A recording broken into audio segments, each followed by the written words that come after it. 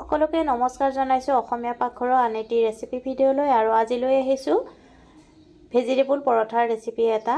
ইয়াৰ কাৰণে ল'ব লাগিব মিহিকৈ কটা পিঁয়াজ, কেঁচা জলকীয়া, গাজৰ, বিট সকলোখিনি ভালকৈ ৰুকি নিমখ দি সানি ল'ব। আৰু আটাখিনি ভালকৈ নিমখ দি সানি এটা লাড়ু লৈ ল'ব আৰু লাড়ুৰ ভিতৰত বনাই লোৱা ভেজিটেবলৰ মিশ্ৰণখিনি দি দিব আৰু ভালকৈ মুখখন বন্ধ কৰি আটা ছটিয়াই প্ৰথমতে হাতেৰে থপথপাই দিব আৰু তাৰ পিছত খুব সাৱধানে বেলি ল'ব।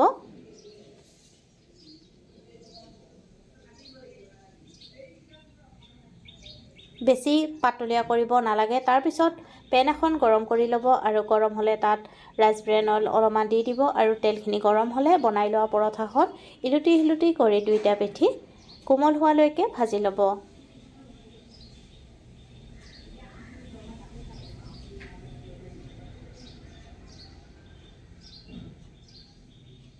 যদি ৰেচিপিটো চাই ভাল লাগে তেতিয়াহ'লে ভিডিঅ'টোত লাইক কমেণ্ট আৰু যিসকলে এতিয়ালৈকে ছাবস্ক্ৰাইব কৰা নাই চেনেলটো ছাবস্ক্ৰাইব কৰি কাষত থকা বেল আইকনটো অন কৰি ৰাখিব। এয়া ভেজিটেবল পৰঠা ৰেডি হৈ গ'ল। পুনৰ উপস্থিত হ'ম। আজিলৈ আহিলোঁ। ধন্যবাদ।